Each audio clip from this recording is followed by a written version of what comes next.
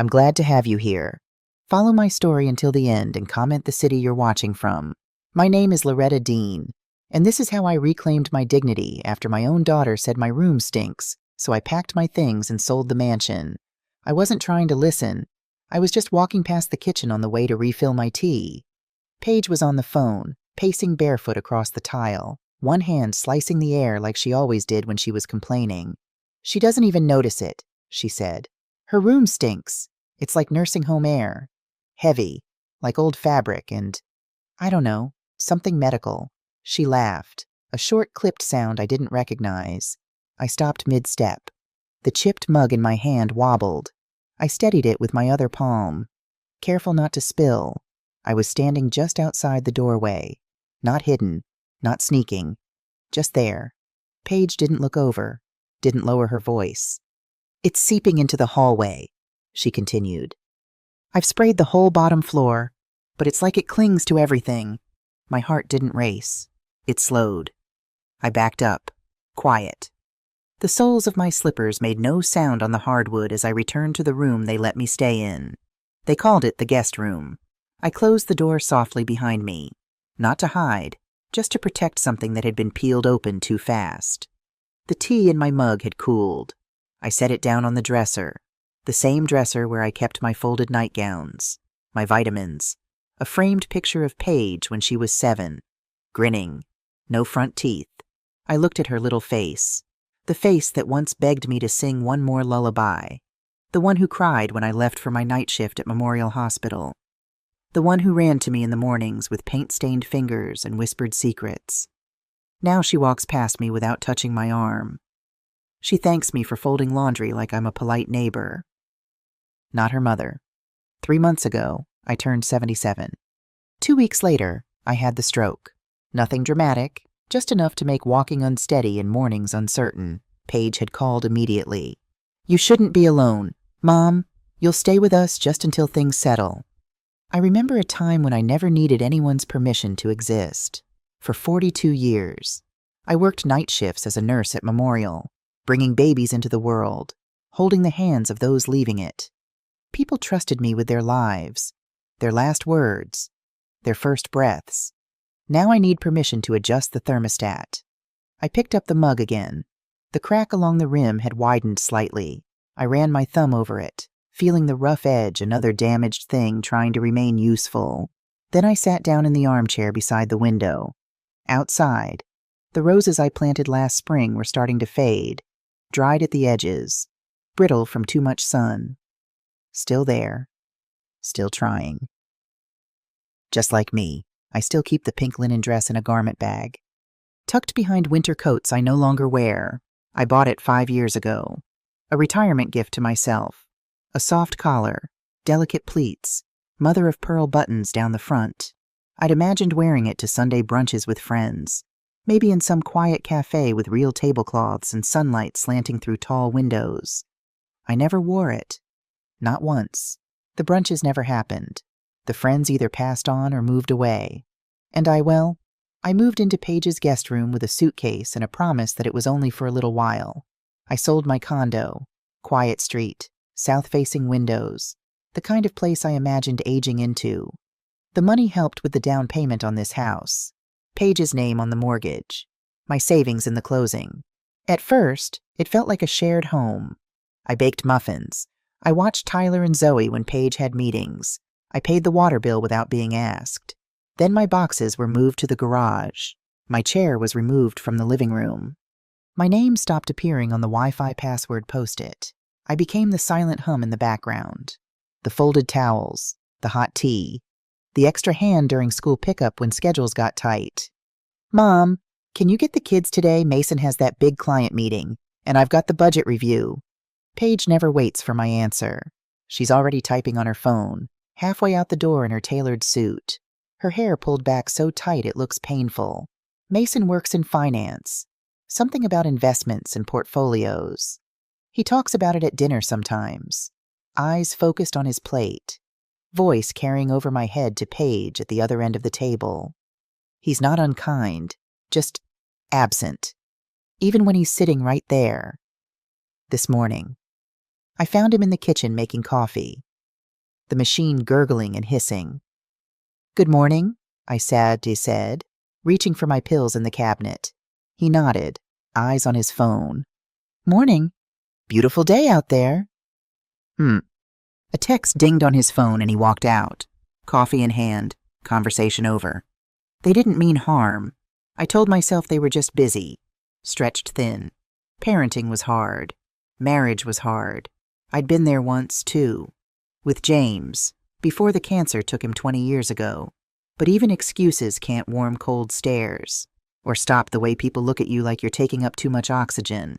Tyler is 15 now, all gangly limbs and shy smiles. He used to crawl into my lap for stories, his small hand patting my cheek when I did the different voices. Now he mumbles, "Hey, Grandma," without looking up from his phone. Headphones perpetually draped around his neck like a modern-day talisman. Zoe is 12, in that delicate space between childhood and whatever comes next. Last year, she still asked me to braid her hair before school. Now she closes her bedroom door when I walk past. Last week, I heard her telling a friend on the phone, "I can't have anyone over. My grandma's staying with us. It's complicated." It wasn't complicated when I paid for her summer camp, or when I stayed up all night making her science fair volcano. But children aren't to blame. They learn what they see. And what they see is their mother stepping around me like I'm a piece of furniture she's considering donating. I used to keep the tomatoes by the kitchen window. Just a few pots, Romas and a bit of basil in a blue ceramic bowl I'd brought from the old place. It made mornings easier, something to tend before the house stirred, before the rush of carpool. Emails and appointments swept through like a siren. But one afternoon, a day before Paige's book club was coming over, she passed by while I was watering. "Mom," she said, not unkindly, but not kindly either. "Do you mind moving these?" She motioned toward the plants with the back of her hand. "They don't really go with the aesthetic, you know." I nodded. I moved them, carried each one carefully behind the shed where no one but the raccoons would see them. The soil's different there, less sun. I had to fight mildew and squirrels, and the tomatoes didn't sweeten the way they used to. Still, I tended them daily, watered, pruned, talked to them when no one was listening. Sometimes Zoe would follow me out back, but mostly the twins stayed busy. They stopped hugging me around the same time I stopped being in their pictures. Now it's mostly small nods, a distracted. "Hi, Grandma." Once I reached to fix Tyler's collar, and he flinched, not out of fear, but reflex, like I was someone he wasn't used to being touched by. I still bake muffins, banana bread, sugar cookies with lemon zest, things I know they once loved. I place them on the counter, warm just as the kids come down for school, but they grab protein bars now, cold things wrapped in plastic. This morning, I set out a plate of blueberry scones, still warm from the oven. Paige walked in, coffee mug in hand, scrolling through emails on her phone. "Mom, you're up early. I made scones." She glanced at them, then back at her phone. "We're trying to cut carbs." I wrapped the scones in foil and put them in the freezer, next to last week's banana bread and the month's worth of meals I'd prepared when they went to visit Mason's parents in Chicago without telling me until the night before they left. Last week, Paige lit a candle outside my door, one of those designer ones, glass jar, minimalist label. The scent was labeled clean linen, but it smelled like bleach and apology. "Don't take it personally," she said when I asked. "Sometimes the hallway just feels stuffy." I nodded again. I seem to nod a lot in this house. But I do take it personally. I take it personally when they close the pantry door while I'm reaching for oatmeal. When they rewash the dishes I've already cleaned. When I offer help and get the smile that says no but won't say the word. The tomatoes are dying, I think. But I'll plant them again next spring. Maybe somewhere new. I used to sing. Did you know that in the church choir every Sunday? And sometimes just for myself. Folding laundry or washing dishes. James said I had a voice like warm honey, smooth and sweet. I believed him because love makes us believe beautiful lies. Now I hum, quietly, under my breath when I'm alone. Even then, I sometimes catch myself mid-note and stop, like I'm taking up too much space with just the vibration in my throat. Yesterday, they were discussing my doctor's appointment at dinner, not with me, about me. The neurologist said her recovery is plateauing, Paige said to Mason, fork hovering over her salmon. We should probably look into more regular care. I'm sitting right here, I said, but my voice came out thinner than I intended. Paige blinked, like she'd forgotten. Of course, Mom, we're just concerned. I can manage my own appointments. You forgot the last one. Remember I had to reschedule. I hadn't forgotten. The appointment was at 2:30, but Tyler had a half day at school, and no one had told me until that morning. I chose my grandson over a routine checkup. Somehow, that became another mark in the column of my decline. Later that evening, I overheard Paige on the phone again, probably with her friend Diane. It's getting worse. She lost her glasses 3 times last week. I found them in the refrigerator once. I wanted to explain.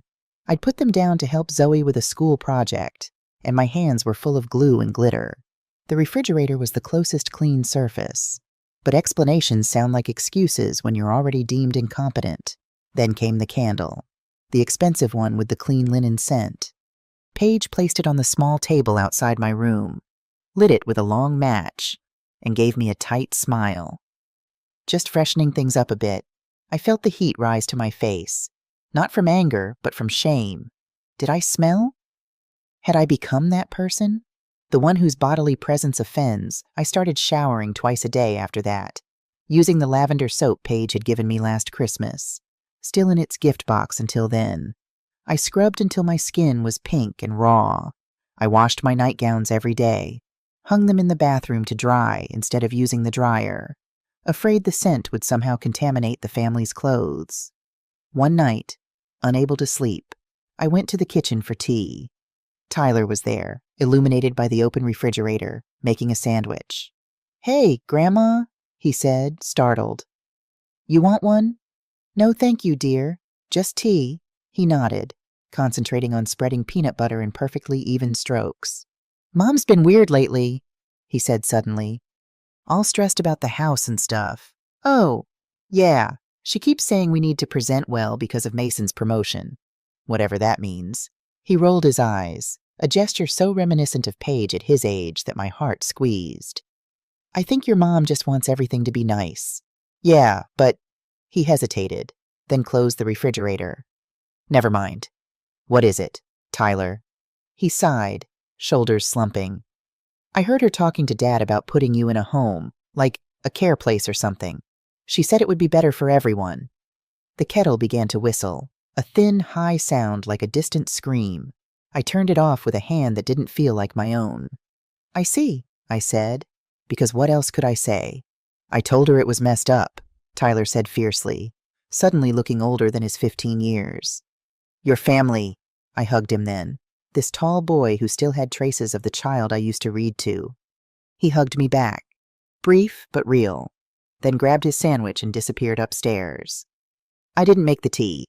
I went back to my room and sat in the dark, thinking about all the places I'd been, all the homes I'd made, all the people I'd cared for, and how easily we become inconvenient when we're no longer useful in the ways others want us to be. On my 77th birthday, no one remembered until dinner.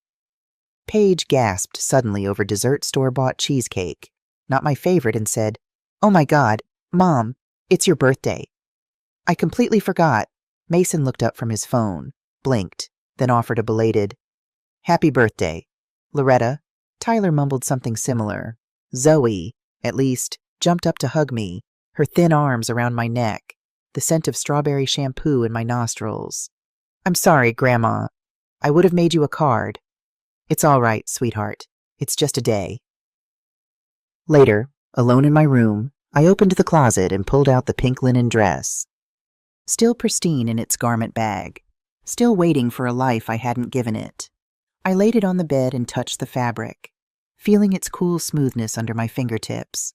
I thought about James then, how he used to insist we dance in the kitchen after dinner, spinning me around while the radio played old Motown songs, how he'd kiss my hand like we were in some old movie, making me laugh.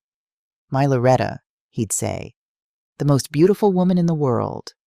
I used to roll my eyes, but I believed him, or at least I believed he believed it, which is its own kind of truth. Now I was just an old woman in a borrowed room, touching a dress she'd never wear. On impulse, I slipped it from the hanger, held it against myself. Then, slowly, I put it on. The fabric settled against my skin. Cool at first, then warming. It fit differently than it would have 5 years ago. My body had changed, shrinking in some places, expanding in others, but it still looked lovely. I'd chosen well. I stood before the small mirror on the back of the door, studying my reflection. Gray hair cut short for practicality, lines around my eyes and mouth, evidence of a life lived with expression, hands spotted with age but still strong, still capable. I looked like what I was, an old woman in a pretty dress, but something shifted inside me, standing there. Some small spark that had been fading flickered back to life. I remembered who I was, not just Paige's mother or Tyler and Zoe's grandmother, not just an inconvenience in the guest room. I was Loretta Dean. I had delivered babies and comforted the dying. I had loved a good man fiercely. I had raised a daughter and built a home and saved enough to retire with dignity. And somehow, I had let them take that dignity from me, piece by piece, until I barely recognized myself. I sat down on the edge of the bed, still in the pink dress, and reached for the small notebook I kept in my nightstand. I began to write, not a diary entry, but a list. Things I still owned, things I still controlled, things no one could take from me unless I let them. At the top of the list, my name, my memories, my choices. When I finished, I put on my nightgown and hung the dress back up, but I didn't return it to the far corner of the closet. I left it where I could see it. A reminder. The next morning, I was drinking tea at the kitchen table when Paige rushed in, late for a meeting, hair still damp from the shower. "Mom, can you pick up the dry cleaning today? And Zoe has a dentist appointment at 4. I looked at her, really looked at her, for the first time in months. She was beautiful, my daughter, strong cheekbones and clear skin, her father's eyes. But there was something hard in her face now, something I didn't recognize. "No," I said quietly. She stopped, one earring half fastened. "What, eh?" "I have plans today." "Plans? What plans?" I took a sip of tea. "Just plans." "I'm sure you can reschedule the dentist." She stared at me, confusion warring with irritation. "Mom, we talked about this. You said you'd help with the kids while I'm working on this project." "I'll help when I can, but not today." Her phone buzzed. She glanced at it, then back at me, clearly torn between addressing this unexpected resistance and being late for her meeting. "Fine," she said finally. "We'll talk about this later." After she left, I sat there for a long time, finishing my tea, feeling the small victory settle in my bones. It wasn't much, just a tiny reclamation of self, but it was a beginning. That afternoon, I put on the pink dress and took myself to lunch at the small French bistro downtown. I sat alone at a table by the window, ordered a glass of white wine and the croque monsieur, and watched the world go by. The waiter called me Madame and pulled out my chair. A woman at the next table complimented my dress.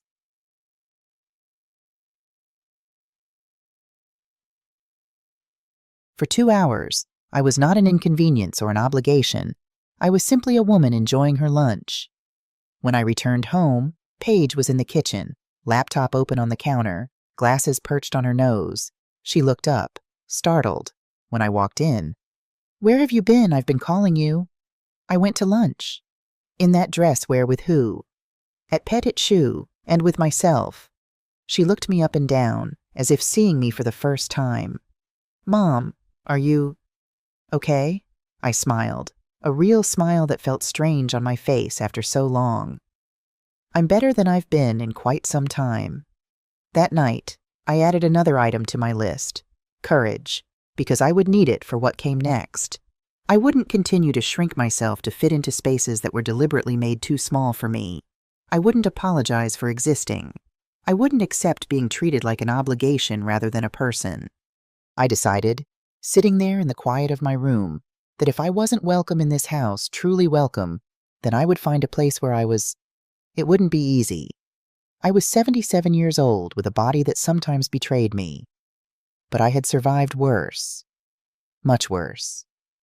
I opened the drawer next to my bed that night and took out the envelope marked Title Whitlow Property. I hadn't looked at it in a year, but it was still in my name. Every page. I ran my fingers over the embossed seal, feeling its raised edges. This house, the one my daughter now called her own, was still legally mine. My name on every document, my savings in every brick.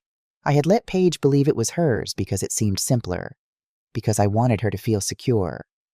But perhaps that had been a mistake. Perhaps in trying to give her everything, I had allowed her to believe I had nothing left to give, or to take away. I put the title back in the drawer and closed it softly. Not yet. I needed more information first. I needed to be sure. The next morning, I dressed carefully in slacks and a cardigan. I did my makeup for the first time in months, just a touch of lipstick and mascara. Then I went downstairs and called a taxi. "Where are you going?" Paige asked, surprised to find me in the foyer with my purse. "I have an appointment. With who do you need me to drive you?" "No, thank you. I've arranged transportation." The confusion on her face would have been comical if it wasn't so sad. The idea that I might have a life outside of this house, outside of her needs, was completely foreign to her. The taxi arrived, and I walked out without further explanation. My first stop, my old lawyer's office. It was time to understand exactly what my options were, because one way or another, things were about to change. Raymond Teague's office hadn't changed in 30 years. Same leather chairs, same oak desk, same diplomas on the wall, though the glass frames had collected a fine layer of dust in the corners. The man himself had aged, his once black hair now completely silver, but his eyes were just as sharp. "Loretta Dean," he said, rising from his chair when his secretary showed me in. "It's been too long." I shook his hand. "Hello, Raymond. Thank you for seeing me on such short notice." He gestured to the chair across from his desk. "For you always. You were there when my Martha passed. I don't forget things like that." I'd been his wife's night nurse during her final days with cancer. That was before Paige was even born. Some bonds don't need constant tending to remain strong.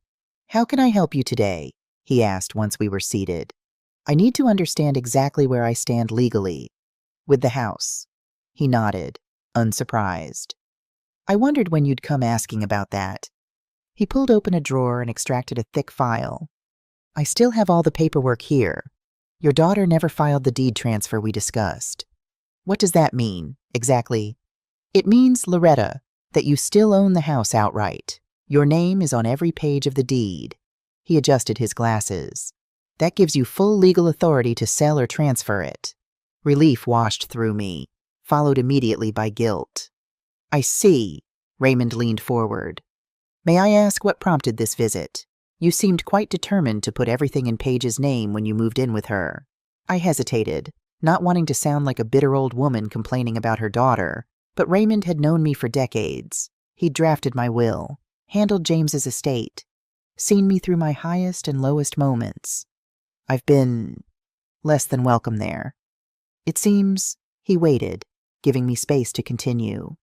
"I sold my condo to help with the down payment. I thought we'd live together as family. But I've become," I searched for the right words, "an inconvenience, something to be managed rather than loved." I told him about the candle outside my door, about the conversations I'd overheard, about Tyler's late-night revelation that they were considering a care place for me. Raymond's expression darkened. "And your health, the stroke. I'm steady on my feet now. My doctor says I've recovered remarkably well. I take my medication. I exercise daily. I straightened my shoulders. I'm perfectly capable of living independently." He nodded. "I never doubted that. Loretta, there's something else." I took a deep breath. "I need to go into the office where my daughter keeps her papers. I just want to see if what I suspect is true." "And what's that?" "That she's been planning my removal for some time now." Raymond removed his glasses, polishing them with a handkerchief. "Legally, as the homeowner, you have the right to enter any room in your house. But Loretta..." His eyes, magnified by his glasses, were kind but concerned. "Are you sure you want to know?" "I need to know," I said firmly. To make the right decision. He sighed, then reached for a legal pad. All right then, let's talk about your options. For the next hour, we discussed what I could do. Sell the house, transfer it to a trust, evict my own daughter, though we both knew I would never do that. By the time I left, I had a clearer picture of my rights and my choices. Be careful, Loretta, Raymond said as his secretary called me a taxi. And call me once you've decided what you want to do. That afternoon, I returned to a quiet house. Paige was at work. Mason was traveling for business. The kids were at school. I made myself a cup of tea, then climbed the stairs to the small office Paige had claimed as her own. I wasn't sneaking. It was my house, after all. But my heart still pounded as I turned the handle. The office was meticulously organized, just like Paige herself. Files in labeled folders, color-coded notebooks, a sleek laptop closed on the desk. I went into the office for stamps. That was all. Paige had mentioned she kept them in the middle drawer, just under the printer paper. I didn't think twice about opening it, but the folder caught my eye before I found the stamps. It was burgundy, thick, labeled in Paige's handwriting, estate planning. I knew better than to snoop, but something in me, maybe instinct, maybe just exhaustion, told me this wasn't something I should pretend not to see. I pulled it out, sat down at the edge of the desk.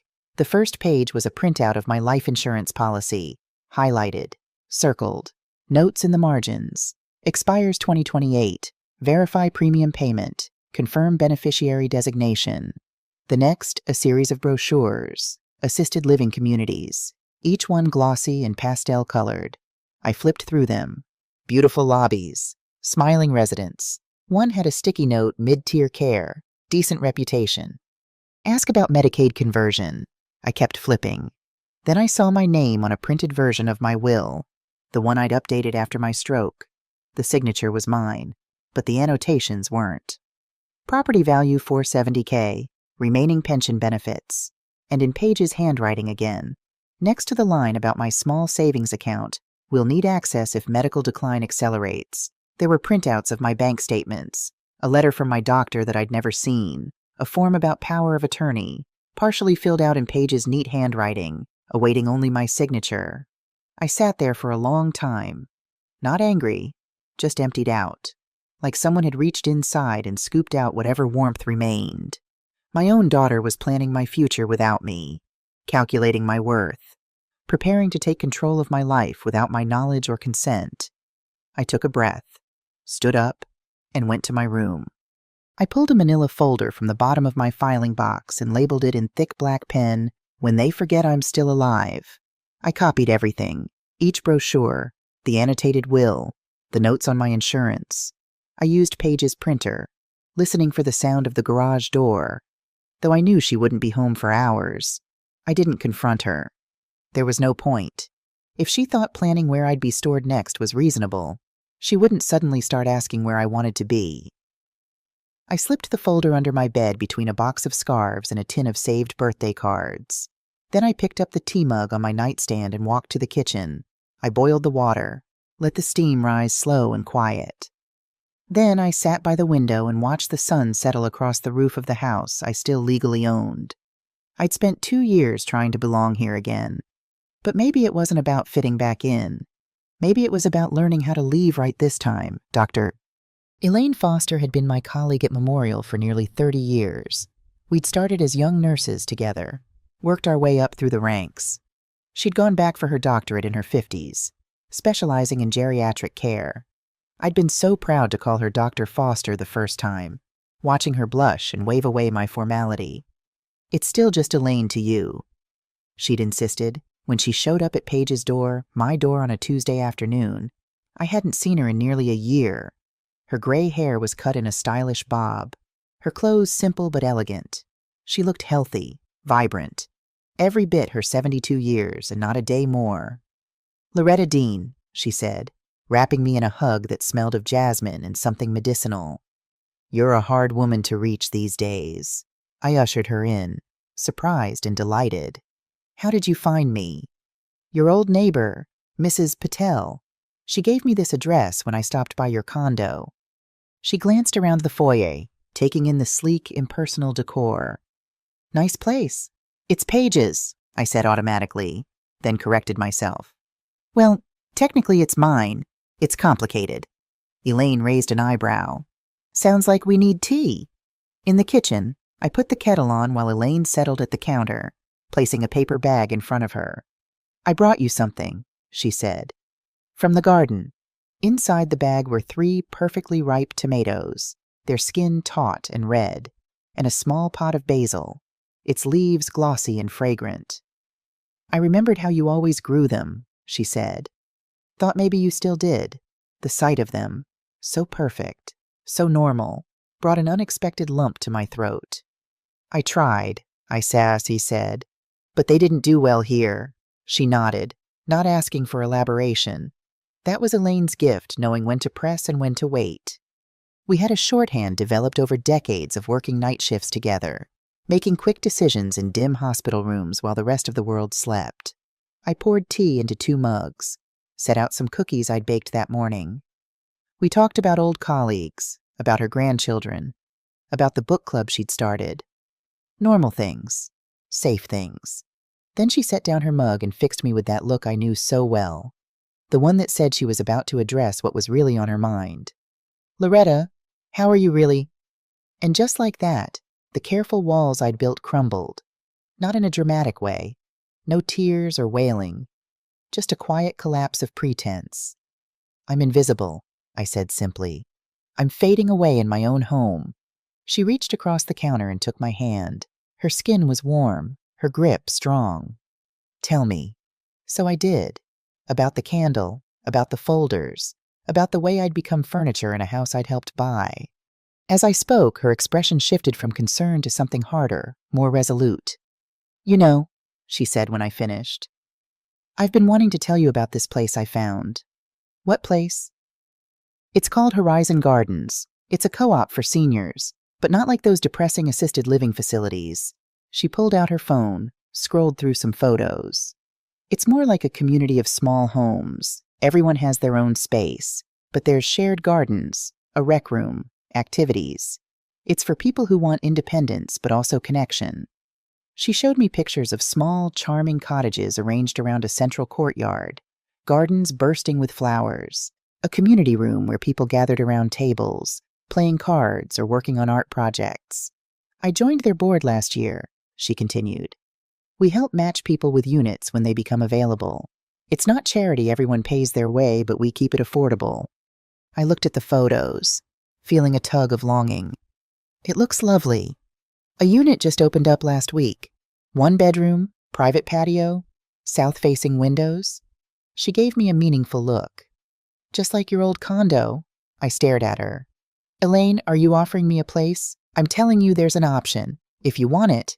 She put her phone away. You don't have to disappear. Loretta, you don't have to shrink until there's nothing left. Before I could respond, the front door opened. Paige's voice called out. Mom, whose car is in the driveway? She appeared in the kitchen doorway, still in her work clothes, a look of surprise on her face. Oh, hello? Her tone was polite but cool. I straightened. Paige, this is Dr. Elaine Foster, my friend from Memorial. Elaine, my daughter Paige. They exchanged pleasantries, but I could see Paige's discomfort, the intrusion of my past life, my separate identity, into her carefully controlled domain unsettled her.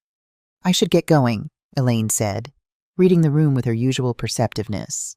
She gathered her purse, then pulled a card from her wallet and handed it to me.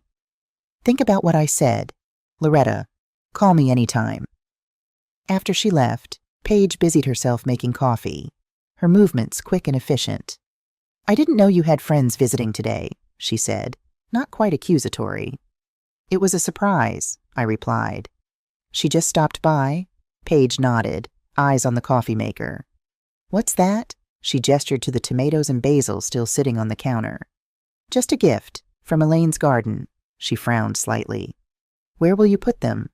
The kitchen windowsill is full with my herbs, the ones I'd never seen her use, that were slowly dying from neglect. I picked up the tomatoes and basil. Don't worry, I'll find a place for them. Later, I added Elaine's card to my growing folder under the bed. Another piece of my escape plan, taking shape one document at a time. A trust, Raymond Teague said, tapping his pen against the legal pad. That's what I recommend. It was my third visit to his office in 2 weeks. Each time, I'd told Paige I was going to physical therapy, an excuse she never questioned. She was too relieved to have me out of the house to be suspicious. What exactly would that mean? I asked. It means you'd transfer the house into a legal entity, the trust which you control. You can set specific conditions about how and when the property can be used or transferred. He leaned forward. Most importantly, you could stipulate that while you're alive, you maintain full authority over the property. And after I'm gone, that's up to you. You could leave it to Paige, to the grandchildren, to charity, whatever you decide. I considered this. Would Paige know about the trust? Not unless you tell her. The transfer happens behind the scenes. Legally speaking. I nodded slowly. And if I wanted to sell the house, as the trustee, you'd have full authority to do so. He paused, studying me. Is that what you're considering, Loretta? I'm considering all my options. He made a note on his pad. There's something else you should know. I took the liberty of having the property appraised. Given the current market, it's worth considerably more than your daughter might realize. He slid a paper across the desk. I glanced down at the number and blinked. That's much higher than I expected. The housing market has been very favorable to sellers lately. He folded his hands. If you did decide to sell, you'd have more than enough to secure comfortable accommodations elsewhere, and still have a significant amount left over. The possibilities began to unfold in my mind. Freedom, security, a home that was truly mine again. There's one more thing, Raymond said, his tone shifting. I'm concerned about these documents you found. Particularly the power of attorney form. What about it? If Paige were to obtain your signature on that document under false pretenses or during a moment of confusion, she could effectively take control of your finances and medical decisions. A chill ran through me. She wouldn't. I'm not suggesting your daughter has malicious intent, he said carefully. But her actions show she's making plans for your future without your input. That's concerning, to say the least. I thought about the brochures for assisted living, the notes on my life insurance, the calculations about my savings. What do you suggest? First, we file a revocation of any existing powers of attorney, just to be safe. Then we create a new one, naming someone you trust implicitly, not Paige. My mind went immediately to Elaine. She would understand the responsibility. She would respect my wishes. I know just the person, I said. By the time I left Raymond's office that day, I had a plan. Not just vague ideas, but concrete steps. A path forward that would protect me and, in a way, protect Paige, too, from becoming the kind of daughter who would warehouse her mother for convenience. As the taxi drove me home, I looked out at the passing neighborhoods, the neat houses with their trimmed lawns, their carefully tended gardens. I'd spent my life caring for others, my patients, my husband, my daughter. I'd poured myself out until there was barely anything left. But I wasn't empty yet. There was still enough of me to save myself. When I returned home, the house was quiet. I went to my room and called Elaine. I'd like to see that unit at Horizon Gardens, I said when she answered. If it's still available, I could hear the smile in her voice. I'll pick you up tomorrow at 10. Gracie Morrison used to talk about the co-op all the time before her cancer came back, before the hospital stays, before she stopped calling altogether. She said it wasn't like those places where you waited to die. It was where people went to live, how they wanted, where no one measured your worth by how many chores you could still do, or how quietly you stayed out of the way. Now, sitting beside Elaine in her sensible sedan, I was about to see it for myself. Horizon Gardens sat just off the edge of the parkway, hidden behind tall crepe myrtles and a wooden fence painted pale yellow. From the outside, it looked like a small, well-maintained apartment complex. Nothing fancy, nothing institutional, just normal. It was originally built in the 1970s as regular apartments, Elaine explained as we pulled into the parking lot. A group of retirees from the hospital bought it about 15 years ago and converted it into a co-op. Each resident owns a share and pays monthly maintenance fees. It's self-governed, non-profit. We walked through a simple gate into a central courtyard. Immediately, I felt something shift inside me. The space was alive, flowering plants in raised beds, a small fountain bubbling in the center, benches placed in conversational groupings, and people gray-haired, wrinkled, moving at various speeds engaged in life. A woman watering plants, a man reading a newspaper on his patio, two ladies playing chess at a stone table. They looked up as we passed, offered genuine smiles and nods. No one looked through me. No one seemed annoyed by my presence. The woman at the front desk greeted me like I was expected, even though I hadn't called ahead. Her name was Margot Washington. She wore blue glasses and no makeup and didn't look at me like I was a problem to solve. "You're welcome to walk through the common room," she said. "There's no rush." I saw a table of women in their 70s playing Scrabble, one man reading a paperback on the couch by the fireplace. The scent in the air was lavender, real lavender, not a candle pretending. Outside, tomato plants were strung with twine and rosemary grew in planters.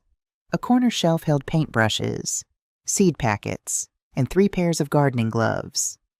"The unit I mentioned is just down this path," Elaine said, guiding me past a small pond where koi fish flashed orange and white beneath the surface. Unit 8 was at the end of a brick walkway, a small cottage with a front porch just big enough for a chair and a small table.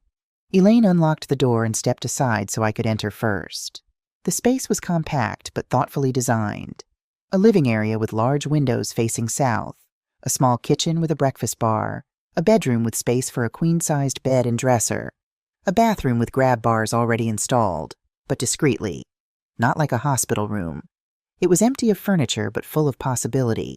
I could already see where my reading chair would go, where I'd place the small table where James and I used to eat breakfast, where the photo of Paige as a child would sit.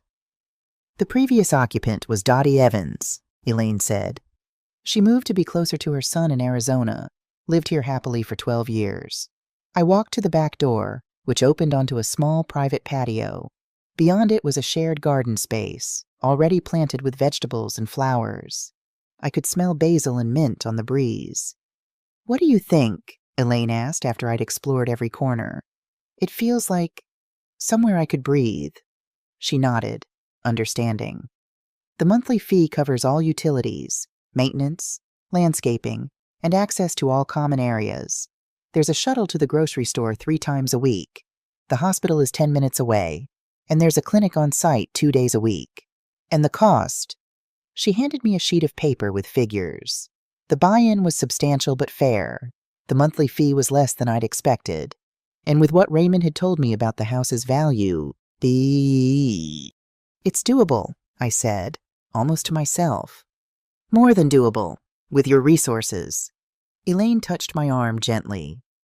"The board reviews all applications, but I'll be honest. Loretta, yours would sail through. You're exactly the kind of resident we want. Independent, engaged, with a lifetime of experience to share." I looked around the empty space once more, seeing not what was there but what could be. A place where I wouldn't have to shrink, where I wouldn't have to apologize for existing, where candles would be for light or scent, not to mask my presence. "I didn't bring the application," I said. Margot appeared in the doorway, smiling, a folder in her hand. "But I did," she said. "Just in case." I took it, feeling the weight of possibility in my hands. "There's one unit that just became available," she said quietly. "If you're serious, I'll hold it for 24 hours. "Yes," I said before I had time to doubt myself. "I'd like that very much." When I got home, I called Mr. Teague. "I found a place," I told him, "and I think I know what I want to do with the house." "I'll start the paperwork," he said. "This is the right decision, Loretta." That night, I dreamed of tomatoes ripening in the sun, their scent rich and earthy, of windows I could open without permission, of a chair that was mine, in a space that welcomed rather than tolerated me. I woke feeling lighter than I had in years. I started in the closet, not packing yet, just sorting. Shoes I hadn't worn in years, sweaters that still smelled like the cedar chest from my condo, my mother's quilt, A tin of sewing notions I kept even though my fingers no longer work the way they used to. I labeled the first box kitchen, keep, the second donate, and the third not for them. I wasn't sure when I'd make the move, but I knew now I could, and that was enough to keep going. By the end of the week, I had 7 boxes lined up under the bed. Small things I could sort through quietly while the house was empty. Family photographs, books I treasured. The silver tea service James's mother had given us as a wedding present. I didn't take everything, just what mattered. My movements around the house changed. I walked taller. I spoke more directly. I stopped asking permission to adjust the thermostat or use the washing machine. Paige noticed. Of course she did. Nothing escaped her attention, except perhaps the humanity of those closest to her. "You seem different lately," she said one evening as I prepared a cup of tea in the kitchen. "More, I don't know, present." "Do I?" I stirred honey into my cup. "I'm feeling more like myself, I suppose." She leaned against the counter, studying me. "Is it the new medication Dr. Harmon mentioned there might be an adjustment period?" I hadn't started any new medication. Dr. Harmon had suggested it at my last appointment, but I'd decided against it. Interesting that Paige thought she knew better than I did what was happening with my own body. "Maybe," I said, not correcting her. "Or maybe I'm just finding my way back." She frowned slightly. "Back to what? To myself." The confusion on her face would have been comical if it wasn't so telling. The idea that I had a self separate from her needs, her convenience, her life, was apparently foreign. "Well, I'm glad you're feeling better," she said finally. "But Mom," she hesitated, choosing her words carefully. "If you're struggling with anything memory, confusion, anything like that, you need to tell us. We can help." I took a sip of tea, letting the warmth spread through me. "I'll be sure to do that." Later that week, Paige came into my room while I was reading. She rarely entered my space, an irony considering how freely she discussed removing me from it. "Mom, I've been thinking," she began, sitting on the edge of my bed. "Maybe it's time we talked about the future." "What about it?" "Well, as we get older, sometimes we need more structure, more support." She smoothed an invisible wrinkle from the bedspread. "Mason and I were looking at some really nice communities, places where you'd have friends your own age, activities, medical care if you needed it." I marked my page in my book and set it aside. "That sounds like you've given it a lot of thought." "We have. We just want what's best for you." She reached for my hand, her fingers cool against my skin. "It's getting harder for you here. Isn't it the stairs, the big house, and with my work schedule? I can't always be here when you might need help." I looked at my daughter, really looked at her. The perfect makeup, the carefully styled hair, the expression of concerned benevolence that didn't quite reach her eyes. This was the face she probably showed to difficult clients, to subordinates who needed managing. "That's very considerate," I said carefully. "But I'm quite capable of making my own decisions about my future." A flash of impatience crossed her features before she smoothed it away. "Of course you are. I just think it would be good to explore options before we're in a crisis situation." Translation: before I became too much of a burden to manage discreetly. "I'll give it some thought," I said. She squeezed my hand, then stood. "There are some brochures in my office. I'll bring them to you tomorrow. Some of these places have waiting lists, so the sooner we get you on them, the better." After she left, I sat still for a long time, my book forgotten in my lap. So it had begun. The gentle push toward the exit. The kind, concerned displacement. I wondered if she'd show me the same brochures I'd already found in her office, or if there was a separate set reserved for my limited understanding. I added another box under my bed that night, this one labeled simply Freedom. The next morning, I went downstairs to find Mason sitting at the kitchen island, a rare sight on a weekday. He looked up from his coffee, surprise registering on his face. "Loretta, good morning." "Good morning, Mason, no work today." "Later, conference call at noon." He hesitated, then added, "Paige mentioned she talked to you about the, living arrangements we were looking into." So that was why he was home. The United Front. The gentle intervention. She did? He shifted, uncomfortable. It's not that we don't want you here. It's just... You don't have to explain, I interrupted gently. I understand perfectly. Relief flooded his features. You do? That's great. Paige was worried you'd take it the wrong way. I smiled, a real smile that seemed to confuse him. There's no wrong way to take it. Mason, everything is very clear. I poured myself a cup of coffee and took it back upstairs, leaving him slightly puzzled in my wake. Let him wonder. Let them both wonder. By that evening, I had 17 boxes lined up under the bed. My application for Horizon Gardens was complete, nestled safely in my purse. My appointment with Raymond Teague was set for Friday to finalize the trust and the sale. I wasn't running away. I was walking, deliberately and with dignity, towards something better. Something that honored who I was rather than measured me by my usefulness to others. Paige brought the brochures that night, just as promised. Glossy, colorful pages showing smiling seniors engaged in carefully choreographed activities, dining rooms with white tablecloths, nurses with practiced compassionate expressions.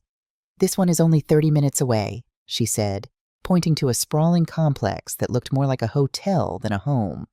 And they have different levels of care, so as your needs change, you won't have to move again.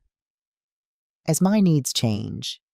Such a delicate way of saying as you deteriorate. It looks very nice, I said. So you'll think about it. Maybe we could tour a few next week. I patted her hand. Let me review these first. It's a big decision, she beamed, clearly interpreting my response as acquiescence. Of course. Take your time. That night, I couldn't sleep. I stood by the window, looking out at the garden I'd planted but no longer tended. At the neighborhood I'd helped choose but never quite belonged in. At the life I'd funded but wasn't welcome to fully participate in. Tomorrow, I decided I would call Elaine tomorrow. It was time to set the wheels in motion. I climbed back into bed and for the first time in months, slept deeply and without dreams. Paige's face was a study in disbelief. You did what? We were sitting at the kitchen table, the morning light slanting across the polished surface. I'd chosen this moment carefully, Mason at work, the children at school, just the two of us in the quiet house. I consulted a lawyer, I repeated calmly, about my legal options. Her coffee mug halted halfway to her lips. Legal options for what? For the house? For my finances? For my future? She set the mug down with deliberate control. I don't understand. We've been discussing your future. I showed you those communities. No, Paige, you've been planning my future. There's a difference. I folded my hands on the table. You never asked what I wanted. A flush crept up her neck. That's not fair. We've only been thinking about what's best for you. Best for me or most convenient for you? Her eyes widened. Mom, where is this coming from if you're unhappy with something? We can talk about it. There's no need to involve lawyers. I found the folder. Paige. She stilled. What folder?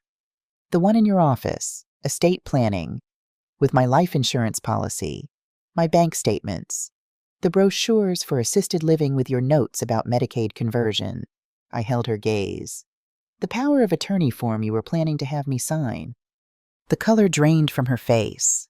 You went through my private papers. In my house. The house I still own. The house I paid for. She pushed back from the table, standing abruptly. That's not we agreed you helped with the down payment, but check the deed. Paige. My name is the only one on it. I never transferred ownership to you, though that was the plan eventually. I remained seated, steady. Raymond Teague confirmed it last week. You went to Dad's old lawyer behind my back. Her voice rose, indignation replacing shock. After everything we've done for you, taking you in, caring for you after your stroke, taking me in, I finally stood, my own anger rising to meet hers.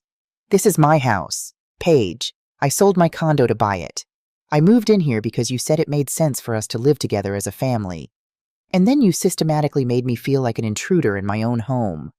That's ridiculous. You're being paranoid.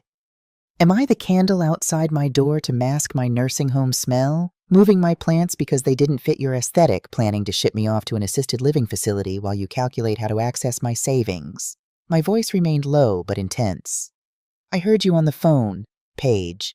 I saw the notes in your handwriting. Don't insult me by denying it now. She crossed her arms, defensive. Fine. Yes. I've been looking into options. Someone has to. You had a stroke. Mom. You forget things. You need help. I had a minor stroke over 2 years ago. I've recovered remarkably well, according to my doctor whose assessment I found in your file. By the way, I take my medication. I exercise. I'm perfectly capable of living independently. So what? You're going to sell the house out from under us, make us homeless to prove a point. The melodrama might have been funny if it wasn't so revealing of how she saw the situation. No, Paige. I'm not like you. I don't make plans for other people's lives without their knowledge or consent. I softened my tone. I'm moving out. I found a place that suits me better. A community where I'll have my own space, but also support if I need it. She blinked, thrown off balance by this unexpected direction. Moving? Where? It's called Horizon Gardens. It's a co-op for seniors. I've already been approved for a unit. A retirement home. You're choosing some institutional. It's not institutional. It's a community of independent adults who respect each other. I sat back down, suddenly tired of standing. The house will be placed in a trust. You and Mason will have 6 months to decide if you want to buy it from the trust at fair market value, or if you prefer to find somewhere else to live. You can't be serious. Her voice had lost its edge, uncertainty creeping in. I've never been more serious about anything in my life. She sank back into her chair, staring at me like I was a stranger.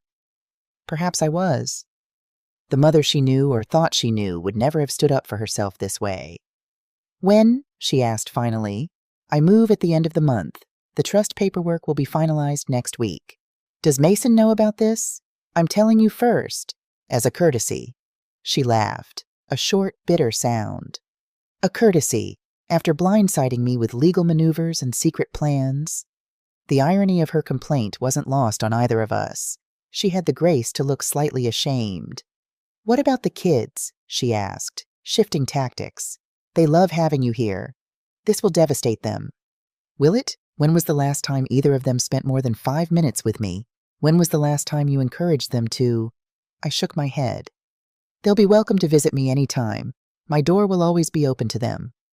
We sat in silence for a long moment, the weight of years of unspoken resentments and misunderstandings between us. I never meant for you to feel unwelcome, she said finally, her voice smaller. I know, I replied. And I did know. She hadn't been deliberately cruel, just thoughtless, focused on her own convenience, viewing me as a problem to solve rather than a person to cherish. But intention and impact are different things. Paige. She looked down at her hands, twisting her wedding ring. So that's it, you've made up your mind. Yes, and there's nothing I can say to change it. Would you even try? I asked gently. Or are you just worried about having to find a new house? Her silence was answer enough. Later that evening, Mason came home early. I heard them arguing in their bedroom, voices rising and falling, my name mentioned repeatedly. Then he knocked on my door, his expression a mixture of disbelief and calculation. Loretta, he began, an unusual formality in his tone. Paige told me about your decision. I set aside my book. Yes. He sat down in the chair by the window, running a hand through his hair.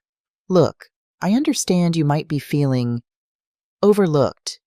Maybe we haven't been as attentive as we should be. We can fix that. This isn't about attention. Mason, then what is it about? Because from where I'm sitting, it looks like you're punishing Paige for trying to plan for your care. I'm not punishing anyone. I'm choosing what's best for me. He leaned forward, switching to his negotiator voice, the one he probably used with difficult clients. Let's be practical. At your age, living alone isn't ideal. What if you fall? What if there's another stroke? At least here, someone would find you. At Horizon Gardens, I'll have neighbors who actually check on each other. A community that notices if someone doesn't show up for coffee. I met his gaze steadily. When was the last time either of you came into my room just to see how I was doing, not to ask me to watch the kids or pick up dry cleaning, but just to talk? He had the decency to look uncomfortable. We've been busy. That's not an excuse. It's just reality. I understand busy. Mason, I raised Paige alone while working night shifts. I helped care for James through cancer treatments while managing a household. Busy isn't new to me. I folded my hands in my lap. But we make time for what we value. That landed harder than I intended. He stood up, defensive again. So this is about feeling undervalued. Tell us what you need. Then, don't blow up our lives with lawyers and trusts. I've told you what I need. My own space where I'm respected. It's too late for anything else. He paced the small room, agitated. Have you considered what this will do to the kids, to our stability? We can't afford to buy this house at market value right now. The timing is terrible with my company's restructuring. And there it was, the real concern. Not my well-being, not family harmony, but finances and convenience. The trust gives you 6 months, I said, and you'll have options for financing. Raymond will explain everything. He stopped pacing to stare at me. You're really going through with this? Yes. After he left, I sat quietly in my room, listening to the sounds of the house. Paige and Mason's muffled argument, the dishwasher humming downstairs, Tyler's music bleeding through the wall, bass-heavy and insistent. I didn't feel triumphant, just resolved, and a little sad that it had come to this. The next morning, there was a new candle outside my door. Not the clean linen scent this time, but lavender, an olive branch, perhaps, or just another reminder of a problem they thought needed masking. Either way, I left it unlit. Paige had a conference in Asheville. Mason had a client meeting in Charlotte. The kids had a soccer tournament nearby. They left early Friday morning, all in a rush, bags tumbling down the stairs. Paige shouted for someone to grab the sunscreen. Then the door slammed, and silence followed. I waited 15 minutes, boiled water, drank tea. Then I opened the window and let the morning air touch my face. The weekend away had been planned for months. I'd heard them discussing it over dinner, making arrangements, coordinating schedules. Not once had they asked if I wanted to join them. Not once had they seemed to consider what I would do alone in the house for 3 days. It was the perfect opportunity. By 10 Hezers, Margot and a man named Harold Jenkins from the co-op had pulled into the driveway in an unmarked van. Elaine arrived minutes later in her sedan. Are you sure about the timing? Elaine asked as we stood in the foyer. Wouldn't it be better to tell them face to face? I've already said everything that needs saying, I replied. The rest is just details. They didn't ask questions. They didn't comment on the house. They just helped me carry out 17 boxes, 2 suitcases, and the tomato pots from behind the shed. I didn't take everything, just what mattered. My quilt, the photo of Paige at age 7, the pink linen dress, my Bible, a shoebox of letters from people who remembered me before I became wallpaper. Harold was a retired contractor with thick forearms and a gentle way of handling fragile things. Margot moved with the efficiency of someone used to managing logistics. Elaine kept close to me, attuned to my energy level, suggesting breaks when she sensed I needed them. By noon, the van was loaded, my entire life packed away in neat, labeled boxes. Do you want to leave a note? Elaine asked as I did a final walkthrough of my room. I nodded. I'd prepared one the night before, but now, standing in the stripped-down space, I decided on something simpler. I wiped down the kitchen counter, straightened the coffee mugs, closed the cabinet doors. I knew Paige hated being left ajar. Then I placed a folded note in the center of the granite counter. It read, "The house has been placed in a trust. You have 6 months to decide whether to purchase it or move. Raymond Teague has all the details. I've moved to a place where I'm welcome. Please don't call until you're ready to truly see me. Mom, I didn't leave a phone number or address. Raymond had those, and he would share them if Paige was ready to approach me with respect rather than management strategies." Then I walked to the front door. I carried my purse in one hand, my mother's cameo brooch pinned to my cardigan. The sun was soft across the lawn. The same lawn I used to mow myself before arthritis changed my grip. I didn't turn back, not even once. Margot opened the passenger door of her car for me. I sat down, exhaled, and watched the house disappear in the side mirror as we pulled away. No one shouted after me. No one even knew I was gone. But by the time they returned, the silence would be deafening, and I'd already be unpacking my china in a place where people said my name like it mattered. My new home at Horizon Gardens was smaller than the room I'd left behind, but it expanded around me like a deep breath. 1 bedroom, 1 bathroom, a kitchenette opening into a living area, and most precious, a small patio where the morning sun fell in golden rectangles. Margot helped me arrange the furniture we'd brought from storage, my reading chair by the window, James's bookshelf against the wall, the small dining table where we'd eaten countless meals together. Harold hung curtains and installed a bird feeder outside the kitchen window. Elaine organized my kitchen, putting everything in logical places, occasionally asking where I'd prefer something to go. They asked. Such a simple thing, but it brought tears to my eyes. By evening, the essential unpacking was done. Margot and Harold left with promises to check on me the next day. Elaine stayed, ordering Chinese food from a place that delivered. We ate it straight from the containers, sitting on cushions on the floor because I hadn't yet unpacked the dining chairs. To new beginnings, she said, raising her paper cup of green tea. I tapped my cup against hers. To being seen, after she left. I sat alone in my new living room, listening to the unfamiliar sounds, a dog barking in the distance, the soft whir of the refrigerator, wind in the crepe myrtles outside my window, no footsteps overhead, no hushed arguments behind closed doors, no sense of tiptoeing through someone else's space, just me, breathing freely for the first time in years. I slept deeply that night, wrapped in my mother's quilt, dreaming of nothing and everything. Morning brought a knock at my door. Harold stood there, a potted plant in his weathered hands. "Housewarming," he said gruffly, holding it out. "Mint, for tea." I invited him in, made coffee, learned he'd been at Horizon Gardens for 8 years since his wife passed, that he ran the garden committee and could help me set up my patio planters when I was ready. As he was leaving, he paused. "Bingo on Wednesdays, not mandatory, but good people." He cleared his throat. "Just so you know." Later, exploring the grounds, I met Georgia Wilson tending roses near the common room, Beverly Chen practicing Tai Chi on the lawn, Marcus Elliott walking his small terrier, Pepper. Each greeted me by name. Each welcomed me without reservation. "You're Elaine's friend from Memorial, right?" Georgia asked, pruning shears poised midair. "The night nurse?" "Yes," I said, surprised to be identified by my profession rather than my age or infirmity. "Thank goodness. We need more medical people around here. Everyone thinks they're an expert because they read WebMD." She snipped a dead bloom. "You should come to the health committee meeting on Monday. We're lobbying for a full-time nurse practitioner on site." I found myself agreeing, found myself mattering in a way I hadn't for too long. Meanwhile, across town, a different scene was unfolding. I imagined Paige returning home, finding my note. The shock, the disbelief, the realization that I had not only left but had reclaimed my power in a way she never anticipated. Raymond called that evening. "They're back," he said without preamble. "Your daughter is upset." I expected she would be.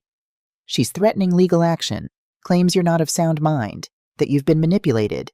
I sighed. "Can she do anything?" "Not successfully. We've documented your mental competence thoroughly. The neurologist's report is clear. The trust is ironclad." He paused. "But it could get messy, emotional. She'll calm down eventually. She always does."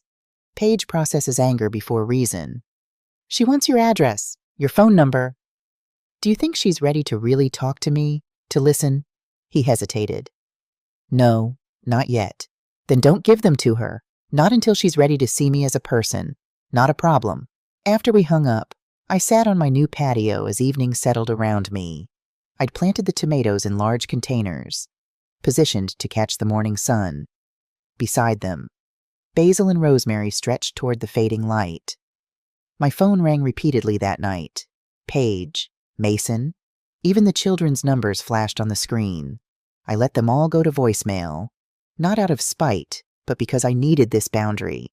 Needed them to understand that access to me was no longer automatic or on their terms. The messages varied in tone: shock, anger, pleading, accusations. How could you do this to us? This is completely irresponsible. Please come home. Mom, we can work this out. You've put us in an impossible position. By morning, they had shifted, more reasonable, less accusatory. We're worried about you. Just let us know you're okay. The kids miss you. I listened to each one, hearing not just the words, but what lay beneath them, the realization that I had options, that I had power, that I had worth beyond what I could provide to them. I was arranging my books by color on the shelves in my new living room when the first text came through from an unknown number. Grandma, it's Tyler. Mom doesn't know I'm texting you. Where are you? Are you okay? My heart squeezed. I had missed him, this gangly boy on the cusp of manhood. I texted back. I'm fine, sweetheart. I've moved to a place of my own. I'll explain everything when things calm down. 3 dots appeared, disappeared, appeared again. Mom is freaking out. Dad keeps making calls to lawyers. I'm sorry for the upheaval. This isn't about punishing anyone. It's about me needing to be somewhere I'm respected. A long pause. Then, was it because of what I told you about them wanting to put you in a home? No, Tyler, it was many things over a long time. None of it is your fault. Can I see you? I hesitated. I didn't want to put him in the middle of an adult conflict, but I also didn't want to reject his genuine reaching out. Yes, but let's give it a week or 2 for things to settle. I promise I'll contact you soon. Okay, I miss you. 3 simple words that brought tears to my eyes. I miss you too, sweetheart. That night, I attended a potluck in the common room, brought a plate of lemon bars made in my new oven, sat at a table with Georgia, Beverly, and Marcus, talked about books and politics and the best way to keep squirrels out of tomato plants. No one asked why I'd moved there. No one treated me like I was fragile or declining. I was just Loretta, the new resident, the former night nurse, the maker of excellent lemon bars. I walked home under a sky spattered with stars, a lightness in my step that had nothing to do with physical health and everything to do with spirit. For the first time in years, I wasn't fading. I was becoming more visible with each passing day. The knock was firm, insistent. 3 sharp raps that carried determination. I'd been expecting it for days, had rehearsed what I would say, how I would stand my ground without cruelty. Still, my heart quickened as I moved to the door. Paige stood on my small porch, arms crossed, face set in lines of controlled anger. Behind her, Mason waited beside their car, a reluctant participant in this confrontation. May I come in? She asked, formal and cold. I stepped aside. Of course. She entered, taking in my new home with quick, assessing glances, looking, I suspected, for evidence of inadequacy, proof that I couldn't possibly be better off here than in her spacious guest room. Instead, she saw curtains blowing gently in the breeze, fresh flowers on the table, books arranged on shelves, my reading chair positioned perfectly to catch the afternoon light. A home, small but complete, thoughtfully arranged to please no one but myself. So this is where you disappeared to, she said, still standing, unwilling to accept the comfort of a seat. This is where I moved to, I corrected gently. There was no disappearance. I left a note. A note! She practically spat the word. After everything we've done for you, all we've sacrificed, you left a note and vanished. Do you have any idea what you've put us through? I gestured to the sofa. Please sit down. Paige, would you like some tea? I don't want tea. I want an explanation. I sat in my chair, folding my hands in my lap. I've already explained, both in conversation before I left and in my note. I needed to be somewhere I was welcomed, not merely accommodated. That's not fair. We welcomed you. We adjusted our entire lives to make space for you. Did you? Or did you simply allow me to exist in the periphery of your lives, useful when convenient, invisible when not? She paced the small room, too agitated to be still. So you're punishing us, taking away our home because you felt underappreciated. The house was always mine. Paige, I never transferred the deed to you, though that was my intention eventually. But more importantly, I'm not punishing anyone. I'm choosing what's best for me. By threatening to make us homeless if we can't buy the house in 6 months. How is that not punishment? 6 months is a reasonable time frame, and the trust includes provisions for a fair price. Below market value if you choose to buy. Raymond explained all of this. She stopped pacing to stare at me. Why didn't you just talk to us? Tell us you were unhappy. We could have worked something out. The question was so lacking in self-awareness that I almost laughed. Paige, I tried. For 2 years, I tried. I adjusted to your rules, your schedules, your preferences. I made myself smaller and quieter and less demanding. I watched you plan my future without consulting me. I heard you complain about my presence in what was supposed to be my home, too. That's not the candle outside my door. Paige, the one to mask my nursing home smell. I heard you on the phone. She had the grace to flush. That was one comment, taken out of context. The folder in your office with brochures for assisted living facilities, the notes on my life insurance and bank accounts, the power of attorney form filled out in your handwriting, just waiting for my signature. I held her gaze steadily. Were those also out of context? She sank onto the sofa, deflated. You don't understand. We were trying to be prepared, to have options if your health declined again, without discussing any of it with me, without considering what I might want. We were trying to protect you. No, Paige, you were trying to manage me. There's a difference. We sat in silence for a long moment, the weight of years of misunderstanding between us. So that's it, she asked finally. You're just gone, living here in this tiny place, away from your family. I'm not gone. I'm right here. My door is open to you and the children anytime you want to visit, but on my terms, with mutual respect. I softened my tone. This isn't about rejection, Paige. It's about reclaiming my dignity. She looked around again, taking in the details she'd missed before. The photos of her and James on the mantel, the Afghan her grandmother had crocheted draped over the sofa, the familiar teapot on the small stove. You seem settled, she admitted reluctantly. I am. For the first time in years, I feel like myself again. And the house? The terms are as Raymond explained. 6 months to decide if you want to buy it through the trust. If not, it will be sold, and you'll need to find another place. I met her gaze directly. That was always going to happen eventually. Paige, you just thought you'd be making the decisions. Not me. The truth of that landed between us. Undeniable. The kids miss you, she said, changing tactics. Especially Tyler. He's been impossible since you left. I miss them too. They're welcome here anytime. Just not me. A hint of the little girl she once was colored her voice. You too, Paige. But only if you can see me as I am, a person with worth and wisdom, not just an aging parent to be managed. I leaned forward. I'm still your mother. I still love you, but I won't be diminished anymore. She stood, gathering her purse, her composure. I should go. Mason is waiting. At the door, she paused. I just wanted to say, she hesitated, searching for words. I never meant for you to feel unwelcome. I'm sorry if that's how it came across. It wasn't quite the recognition I'd hoped for, but it was a start. I know, I said. Intention and impact are different things. She nodded, a flicker of understanding crossing her features. Then she was gone, the door closing softly behind her.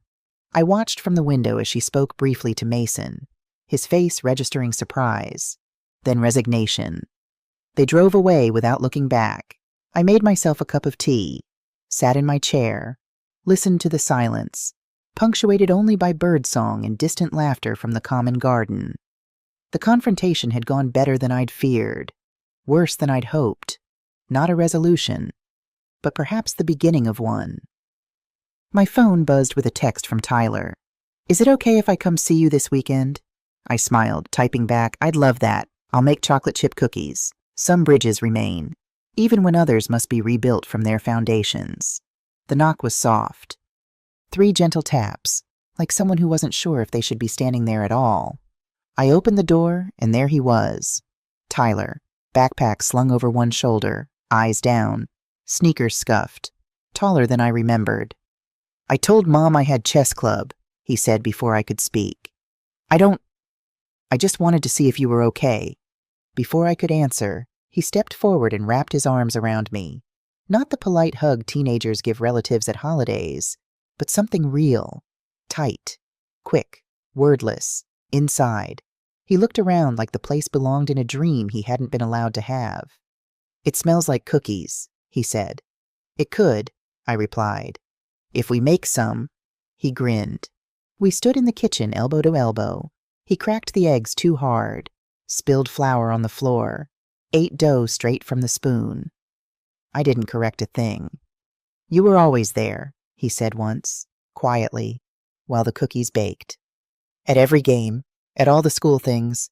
I never really noticed. I'm sorry." I didn't need him to say that, but it landed like something soft after months of stone. "It's all right. You're noticing now."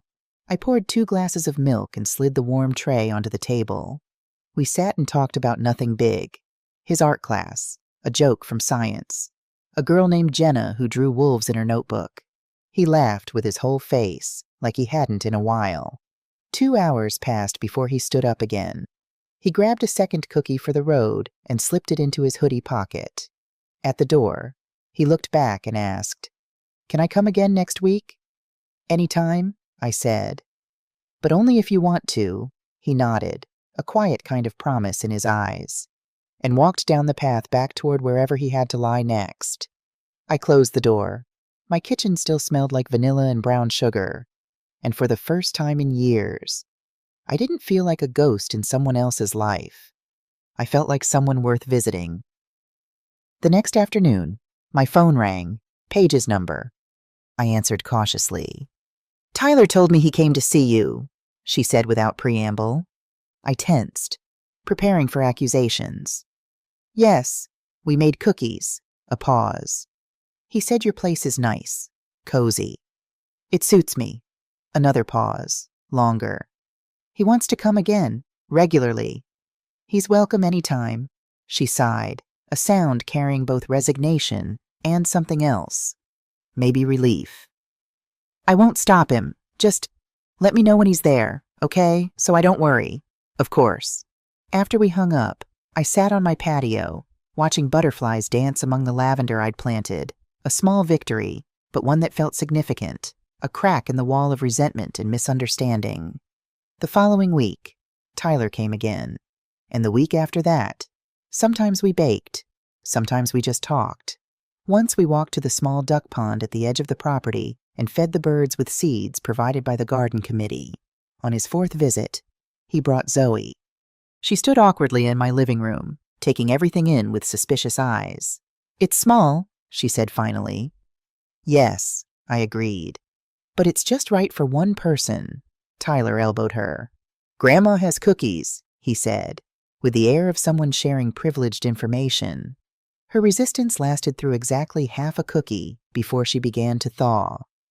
By the end of the visit, she was showing me pictures on her phone, telling me about a book she was reading, asking if I'd help her learn to knit.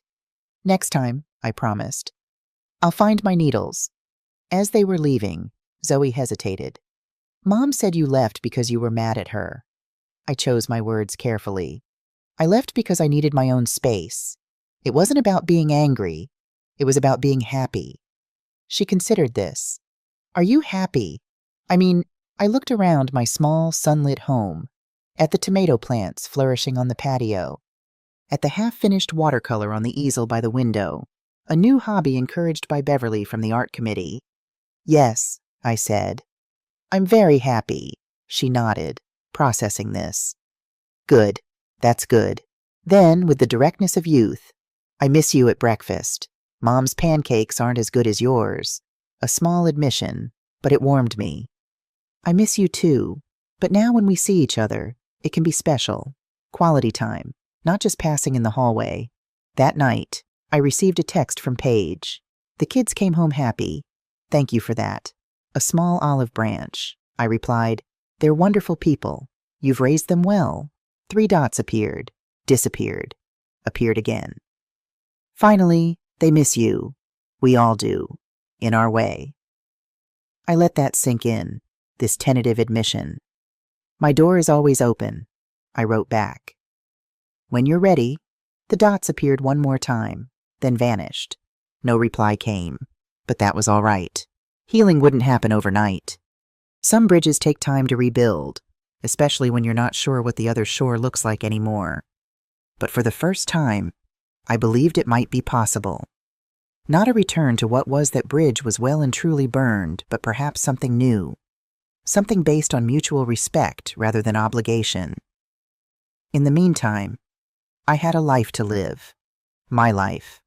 On my terms, my lavender bloomed early this year. Maybe it was the new soil. Maybe it was the quiet every morning. I pulled open the sunroom curtains and sat in the armchair by the window with my tea and a pen. Sometimes I journaled. Sometimes I sketched. Sometimes I just sat. The neighbors waved when they passed by. Margot brought me a basil plant. Harold from 2 doors down lent me a mystery novel with all the plot twists underlined in pencil. At lunch, I sat with people who asked questions and waited for the answers. No one corrected my stories. No one sighed when I took a little too long to finish a thought. One afternoon, I joined a watercolor class in the rec room. I hadn't painted since high school, but my hands remembered more than I expected. My first picture was a lavender stem in a chipped mug. They pinned it on the wall on Thursday. 6 months passed quickly. The seasons changed. My tomatoes yielded a small harvest. My lavender attracted bees and butterflies. I made friends. I joined committees. I found my voice again. Page and Mason decided to buy the house. Raymond helped arrange favorable terms through the trust. Tyler and Zoe visited regularly, sometimes with their friends, sometimes alone. And then, one crisp autumn day, Paige came by herself. She stood on my porch, a bakery box in her hands, uncertainty in her posture. "I brought coffee cake," she said. "From Mueller's. Your favorite." I invited her in. We sat at my small table, the cake between us like a peace offering. "The house is ours now," she said. "Officially. The closing was yesterday." "I'm glad," I said, and meant it. "It's a good home for your family." She traced a pattern on the tablecloth with her finger. "I've been thinking a lot. About how things were. About why you left." She looked up, meeting my eyes directly. "I didn't see you. Mom. I was so busy managing everything that I stopped seeing the person in front of me." The admission hung in the air between us, unexpected and precious. "Thank you for saying that," I said quietly. "I'm not saying I understand everything, or that I handled it all right, but I'm trying to see it from your perspective." She took a breath. "And I'm sorry for making you feel unwelcome in your own home, for planning your future without including you in the conversation." I reached across the table and took her hand. "I'm sorry, too, for not speaking up sooner, for letting resentment build instead of addressing problems directly." "So where do we go from here?" she asked. "Forward," I said simply. "Separately but connected." "On new terms," she nodded, a tentative smile forming. "I'd like that." We ate coffee cake, drank tea, talked about the children, about her work, about my new watercolor hobby. Not everything was resolved. Some hurts were too deep for one conversation to heal. But it was a beginning. As she was leaving, she paused at the door. "Will you come for Thanksgiving? The kids would love it. And so would I." "I'd be honored," I said. "As a guest, not a helper." She smiled, understanding the distinction. "As our guest of honor." After she left, I sat on my patio, watching the sun slant across the lavender. 6 months ago, I'd left a house where I was tolerated. Now I had a home where I was welcomed, and bridges being carefully rebuilt to the people I loved. That evening, I opened my closet and took out the pink linen dress, still hanging in its garment bag. I slipped it on, the fabric cool against my skin. It fit differently now my body had changed again, growing stronger from daily walks and gardening. But it still looked lovely. I'd chosen well. I looked in the mirror. seeing not just an old woman in a pretty dress, but a person who had reclaimed her dignity, who had demanded respect and created a life worth living. Tomorrow, I'd wear it to the community center's monthly dinner dance. Harold had asked if I might save him a waltz. Georgia had promised to introduce me to her brother, a retired doctor with a passion for jazz. But tonight, I would sit on my patio with a glass of wine, listening to the evening sounds of my new neighborhood, the distant laughter from the common room, the soft conversations on nearby porches, the wind in the crepe myrtles. All around me, my lavender bloomed in the fading light, filling the air with sweetness, not masking anything, just being exactly what it was meant to be, just like me. What would you do if you were in my place? Have you ever been through something similar? Comment below. Thank you for watching.